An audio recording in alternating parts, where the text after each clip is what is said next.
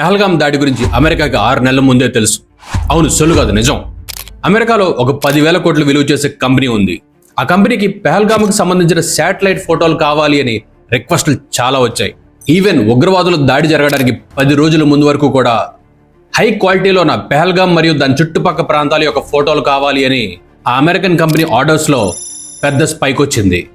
ఆ అమెరికన్ కంపెనీయే మ్యాక్సార్ టెక్నాలజీస్. ఈ పాకిస్తాన్ ఎంకరేజ్ చేసే ఉగ్రవాదులకి మన పెహల్గాం ఫోటోలు ఎవరైతే పంపించారో వాళ్ళకి మన ఇండియన్ గవర్నమెంట్ మరియు ఇస్రో కూడా కస్టమర్స్. అదొక విషయం అయితే, ఈ మ్యాక్సార్ టెక్నాలజీ కంపెనీస్ కి ఒక కొత్త పార్ట్నర్ యాడ్ అయ్యాడు. వాడు పార్ట్నర్ అయిన తర్వాతే ఈ పెహల్గాం శాటిలైట్ ఫోటోల ఆర్డర్లు పెరిగాయి. ఎవరా పార్ట్నర్, అమెరికాకి తెలిసి కూడా ఎందుకు మూసుకు కూర్చుంది అన్ని తెలుసుకుందాం. ఆ మ్యాక్సార్ టెక్నాలజీస్ కి వచ్చిన కొత్త పార్ట్నరే పాకిస్తాన్ కి సంబంధించిన ఒక బిజినెస్ మ్యాన్. వీడికి జియోస్పేషియల్ పనులు చేసే ఒక కంపెనీ ఉంది. అదే business system international private limited అనే కంపెనీ. ఆ కంపెనీకి పాకిస్తాన్కి చెందిన టాప్ అఫీషియల్స్ అందరితోనూ ఒప్పందాలు ఉన్నాయి.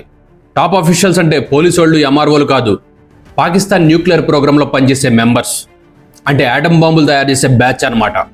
అదొకటే కాదు, ఆ కంపెనీకి పాకిస్తాన్కి సంబంధించిన ఎన్డీసీ నేషనల్ డెవలప్మెంట్ కాంప్లెక్స్ తో కూడా సంబంధాలు ఉన్నాయి. ఈ national development complex advanced military systems ని, ఆయుధాలని రీసెర్చ్ చేసి తయారు చేస్తూ ఉంటారు. ఇంకా దాంతోపాటు పాకిస్తాన్ మినిస్ట్రీ ఆఫ్ డిఫెన్స్ కింద వచ్చే ఏరోస్పేస్ అండ్ డిఫెన్స్ ఏజెన్సీల మెంబర్స్ తో కూడా వీళ్ళకి సంబంధాలు ఉన్నాయి. సంబంధాలు అంటే హాయ్ బాయ్ చెప్పుకునే ఫ్రెండ్షిప్ కాదు, పెద్ద పెద్ద మొత్తాల్లో కోట్ల రూపాయలు ట్రాన్సాక్షన్లు జరిగే వాళ్ళ మధ్య.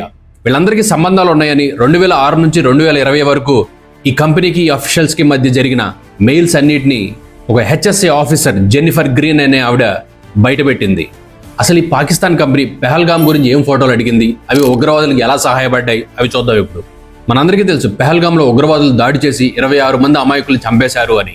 అది జరగడానికి ఎగ్జాక్ట్గా 2 నెలల ముందు ఫిబ్రవరిలో ఎప్పుడు లేని విధంగా ఆర్డర్స్ వచ్చాయి ఈ కంపెనీకి.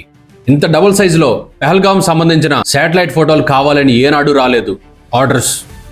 డిఫరెంట్ శాటిలైట్ ఫ్రీక్వెన్సీస్ నుంచి 12, 15, 18, 21 మరియు 22వ తారీఖున ఫిబ్రవరిలో Pahalgam satellite photos high resolution లో కావాలని ఆర్డర్లు వచ్చాయి మొదట. మళ్ళీ మార్చి మొత్తం ఏమీ లేవు. కానీ దాడికి కరెక్ట్ గా 10 రోజుల ముందు ఏప్రిల్ 12వ తారీఖున మళ్ళీ ఆర్డర్స్ వచ్చాయి పెహల్గాం శాటిలైట్ ఫోటోలు కావాలి అని. దాడి జరిగిన తర్వాత 2 రోజులు కామ్ గా ఉన్నారు. మళ్ళీ ఏప్రిల్ 24, 29 తారీఖుల్లో మళ్ళీ ఆర్డర్స్ వచ్చాయి పెహల్గాం ఫోటోలు కావాలి అని. ఈ ఫోటోస్ ఆధారంగానే పెహల్గాంలో ఎక్కడెక్కడ ఏ విషయం జరుగుతుంది అని తెలుసుకుని దాడి చేశారు అని ఇంటెలిజెన్స్ వర్గాలు అనుకుంటున్నాయి. సో పాకిస్తాన్లో టెర్రరిస్టులకి హెల్ప్ ఎక్కడి నుంచి వచ్చిందో అర్థమైపోయింది అందరికీ. అదే పాకిస్తాన్ కంపెనీ అయిన బిఎస్ఐ ప్రైవేట్ లిమిటెడ్.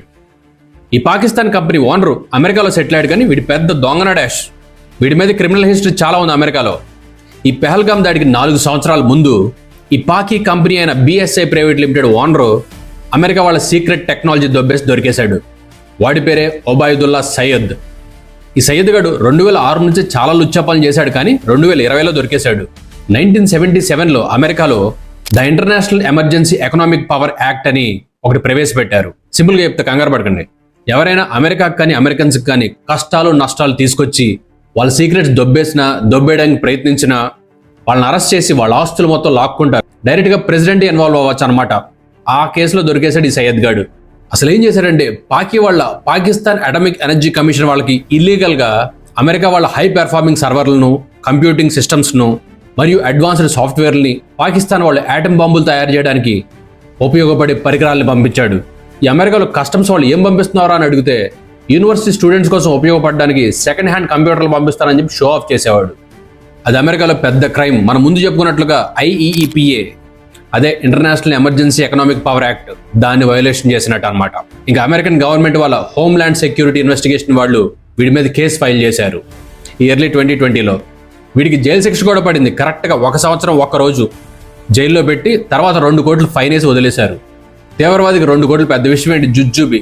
అమెరికాకి అయినా బుద్ధి రాలేదు. అదేంటో ఎగ్జాక్ట్గా వీడి మీద కేసు నడుస్తున్న టైంలోనే ఇంకొక కంపెనీ మార్కెట్లోకి వచ్చింది. అది కూడా సేమ్ శాటిలైట్ ఇమేజింగ్ కంపెనీయే, ఆల్బెడో స్పేస్ కంపెనీ.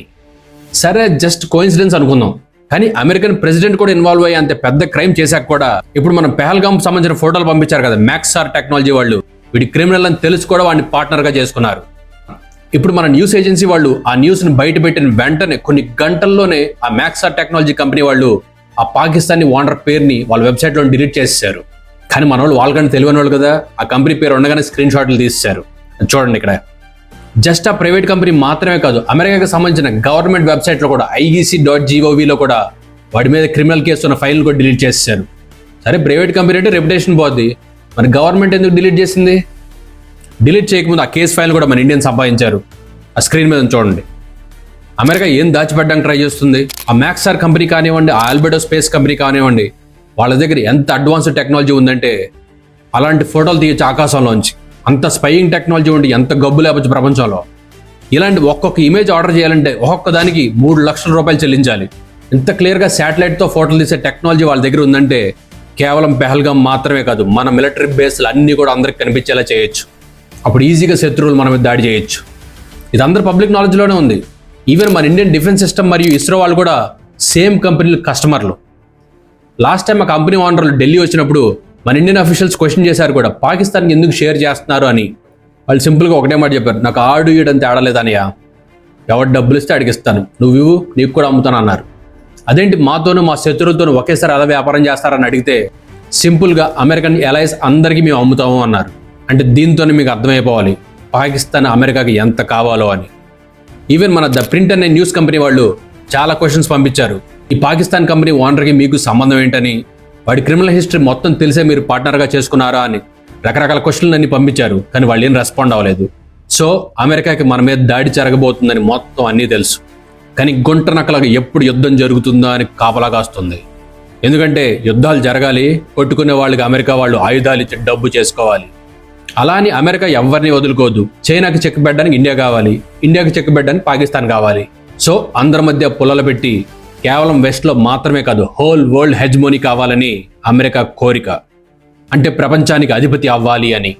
దీన్నే వరల్డ్ పవర్ గేమ్ థియరీలో స్ట్రాటజీ ఆఫ్ కాన్ఫ్లిక్ట్ అంటారు. గొడవలు పెట్టి పవర్ సంపాదించడం అనమాట. సేమ్ బ్రిటిష్ వాళ్ళలాగే అనుకోండి. దీని మీద మీ ఒపీనియన్ ఏంటో కామెంట్ సెక్షన్లో పెట్టండి.